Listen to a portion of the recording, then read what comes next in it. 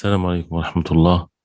الحمد لله رب العالمين، والصلاة والسلام على أشرف المرسلين نبينا محمد وعلى آله وصحبه أجمعين. Inshallah ta'ala, today we'll talk about Salat al-Janazah. And Salat al-Janazah, as we know, is the prayer when someone dies. Those who are alive, they make salah to Allah subhanahu wa ta'ala for the deceased. And as we know that Allah subhanahu wa ta'ala created life and death, as he said subhanahu wa ta'ala, for a purpose. الذي خلق الموت والحياة ليبلوكم أيكم أحسن عملا. That he's the one that created life and death to test you who among you are the best in actions. So the moment of death is the return to Allah subhanahu wa ta'ala, and for the soul to return to Allah subhanahu wa ta'ala, and Allah subhanahu wa ta'ala is the everlasting. And he said subhanahu wa ta'ala, كل من عليها فان ويبقى وجه ربك ذو الجلال والإكرام. Everyone on it, meaning on the face of earth, fan will perish except Allah subhanahu wa ta'ala. And the ulama in the books of fiqh, when they talk about Salatul Janazah, with the rulings of al-Janaiz in general, they mention even some of the ahkam, some of the rulings that is upon a person when he's sick. And that a person when he's sick, he should believe in the qadr of Allah subhanahu wa ta'ala and be patient with the decree of Allah subhanahu wa ta'ala, and to think good about Allah subhanahu wa ta'ala, and never to wish to die, but rather to seek rewards from Allah and to seek expiation of one's sins, and to fulfill the rights of Allah and the rights of the people, and to write one's will, and to give nasiha and wasiyah to his relatives, and knowing that wealth is something that a person will be asked about in the Day of Judgment, and to leave the matter to Allah subhanahu wa ta'ala with matters of inheritance and so on, and to make dua to Allah subhanahu wa ta'ala. One of the times or situations where the dua is accepted by Allah subhanahu wa ta'ala is when a person is sick.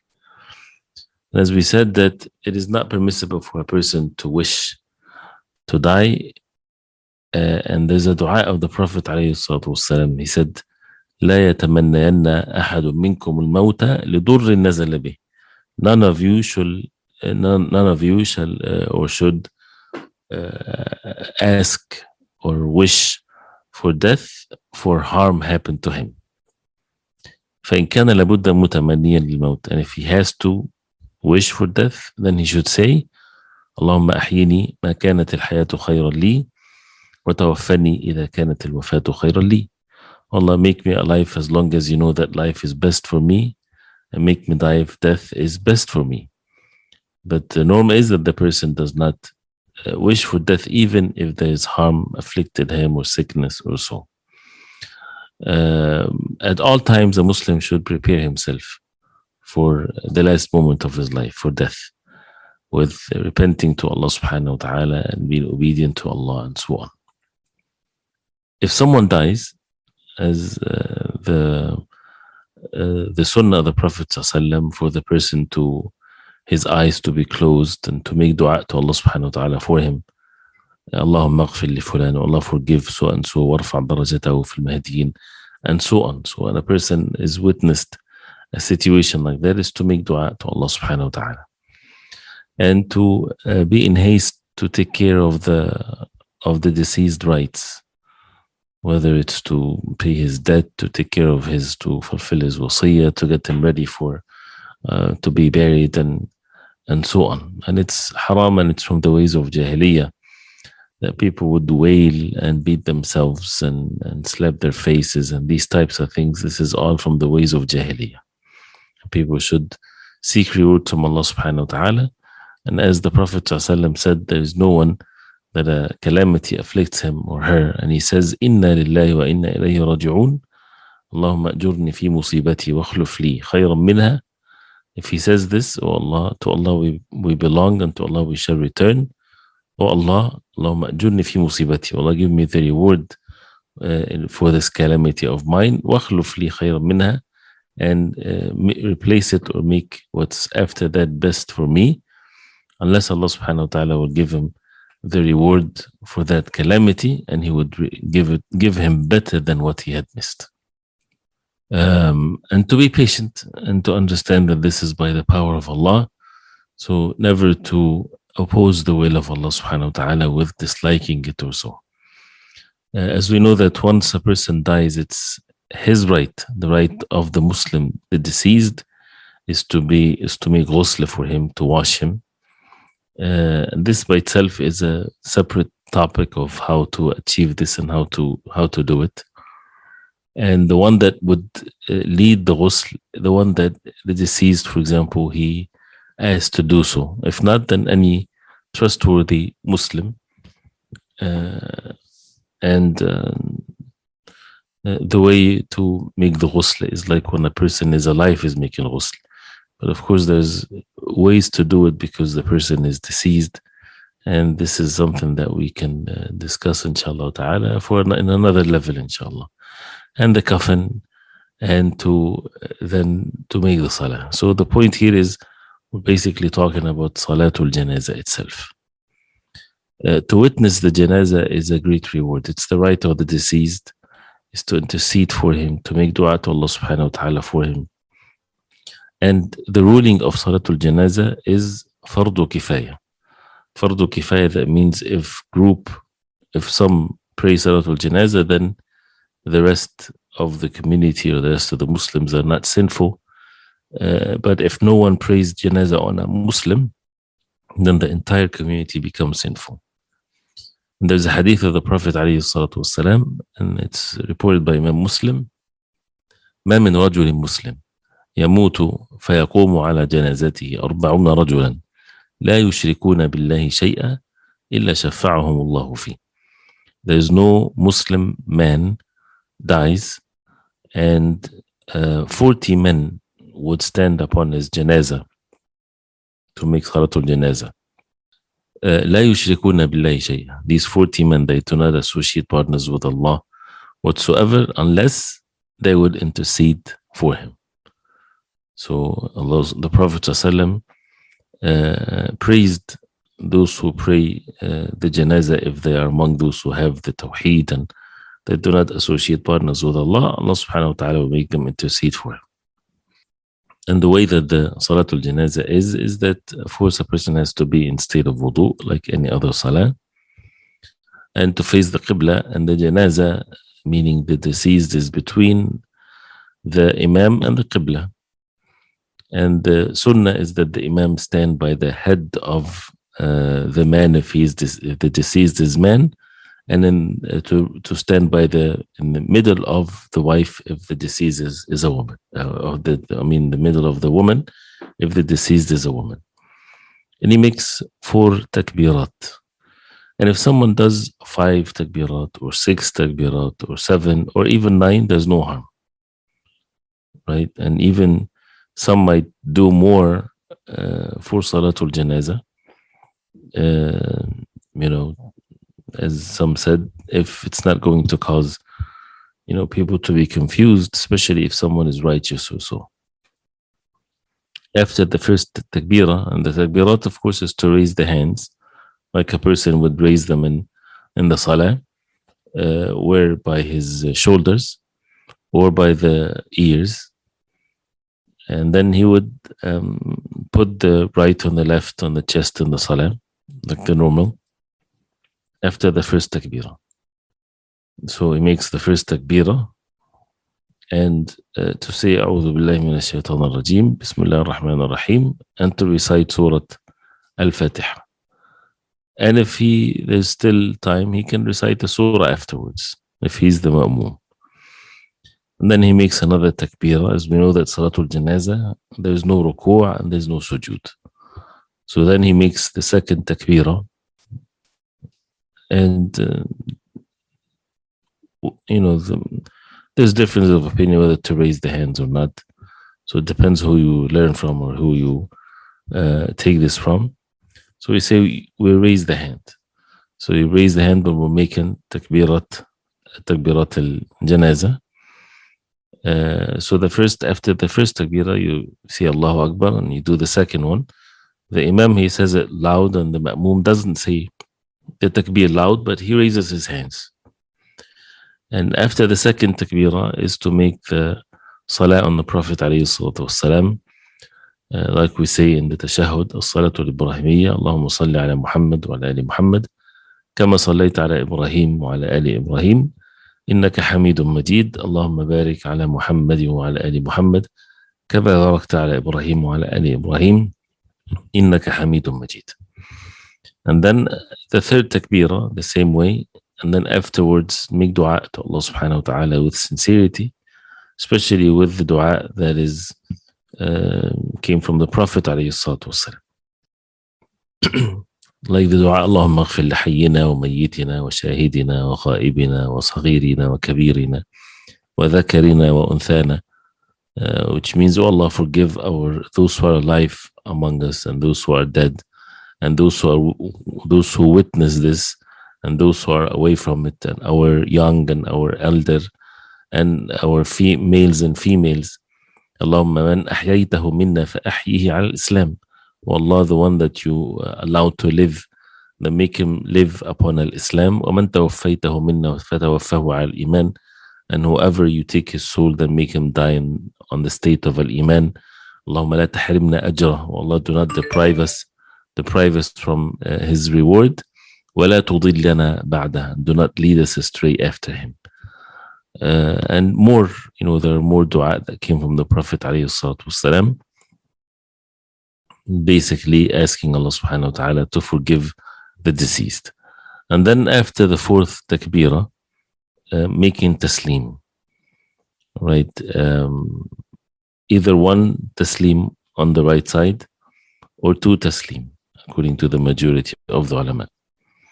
And whoever misses any of the takbirat of the janazah, to make it up as if he is making up the salah.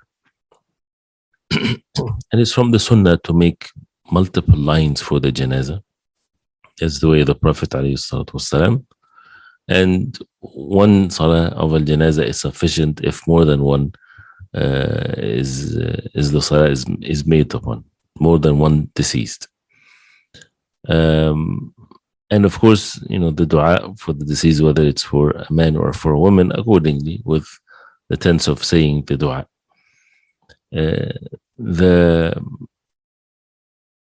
Those who are martyred in the battlefield, it's up to the imam whether to pray janazah on them, and there's no janazah prayer for them.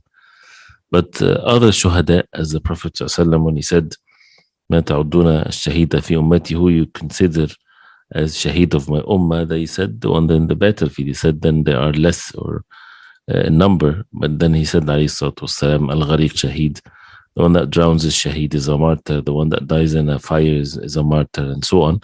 So they are, of course, to be washed and to be prayed and janazah on and so on.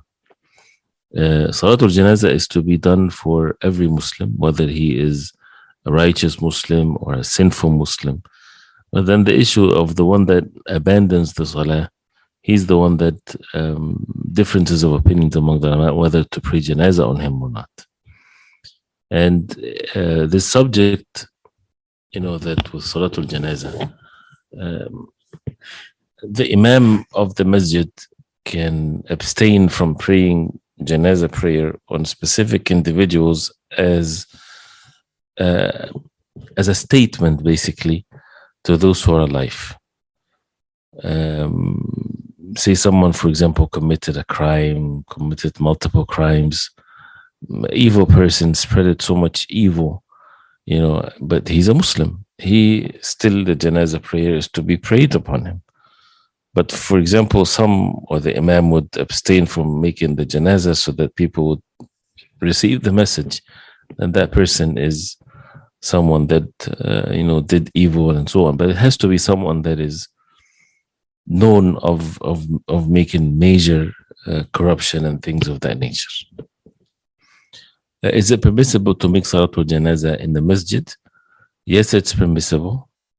Even though it's best to pray Janazah somewhere else. As the Prophet ﷺ, They used to do that. But it's permissible for the deceased body to be in the masjid and for people to make Salat al-Janazah in the masjid. Can a person make Salat al-Janazah in the graveyard if he misses it with the congregation? Yes. And this can be done even after the person dies. Say for example, someone came after the Janazah is done, someone came the next day, they can still pray Janazah up to a month, even as some of the ulama they said. So that's why from the sunnah is when a person dies, is that they would prepare him for burial, and the Janazah is to be done as soon as possible. And this is something that a person should give or mention as part of his wasiyah if people do not know that. So it's from the sunnah to be in haste to bury the one that dies, and not to wait for relatives to come and traveling and all of this. The right of the deceased comes first. And if someone comes late after they already done the janazah and the burial, then he can go to the grave and make dua, make salatul janazah. And salatul ghaib, or to pray janazah upon someone when he's far away and you're not able to attend his janazah. First of all, it's recommended definitely if someone dies in a place or situation where nobody prayed janazah on him. As the Prophet ﷺ made salatul ghaib upon the Najashi, the king of Abyssinia, when he died, and he died as a Muslim. And also, if someone is well known to the Ummah that he died a scholar or so, people can make Salatul Janazah in multiple places. And also, as the ulama they say, if someone was not able to attend the Janazah of someone close by and so on, they can still make Salatul Ghaib for that person. Allahu Akbar. It's from the sunnah to go fast on the janazah, not to delay it and not to walk slowly, and to for the person to be buried in the grave and to make it deep enough so that no animals or so can dig the grave. It is not permissible to build the grave or to put cement or things like this. And if there is rules and regulations that people have to follow and there's no other choice, they should do the best they can. And if not, Allah subhanahu wa ta'ala does not put burden on them if it's beyond their capacity. It's permissible to do the burial, whether it's during the day or during the night. And it's from the sunnah to make the person lay on the right side facing the qibla. And the lahd is better than the qabr. Al-qabr is the normal grave, a hole in the ground. And the lahd is when there is the people would dig down and then they go on inside of the earth from the bottom, and they would put the deceased and put on by his back bricks or so to cover him. And to say Bismillah wa ala millati Rasulullah when a person is taking the body, burying someone. It's from if people are in the graveyard with burials, and someone would advise the people, admonish them, it's a good thing, as the Prophet ﷺ did to the companions radiallahu anhum, but it's not a khutbah, but rather a reminder if people are, if the means are easy for such a thing. Of course, there are many rulings, and there's the condolences. The condolences is to give condolence to the relatives of the deceased, and to advise them to be patient and to seek rewards from Allah, and to say inna lillahi ma akhadh wa lahu ma a'ta wa kullu shay'in 'indahu bi ajalin musamma faltasbir wal tahtasib. To Allah subhanahu wa ta'ala what he took, and to Allah what he gave, and everything by Allah subhanahu wa ta'ala is with a precise limits. So be patient and seek rewards from Allah subhanahu wa ta'ala, but it's not from the sunnah to be gathered in one place for people to sit and eat and so on, but rather to make for the deceased family food because they are grieving or so. There are, of course, many rulings of this, and visiting the graves and to say salam to the people in the graveyard of the Muslims, and the visiting or it reaches them, and the salam reaches them. Allah subhanahu wa ta'ala knows best how is that, and Allah subhanahu wa ta'ala forgive the Muslims, those who are alive and those who are dead, and to make it easy for all of us in this life and in the hereafter, and to Make us among those who, when they die, it's the most blessed and the most joyful moment in their life when they return to Allah subhanahu wa ta'ala. Barakallahu feekum. Inshallah, we'll stop here because of the time. For the next class, wa sallallahu wa sallam baraka Muhammad wa sahbihi wa sallam. Wassalamu alaikum wa rahmatullah.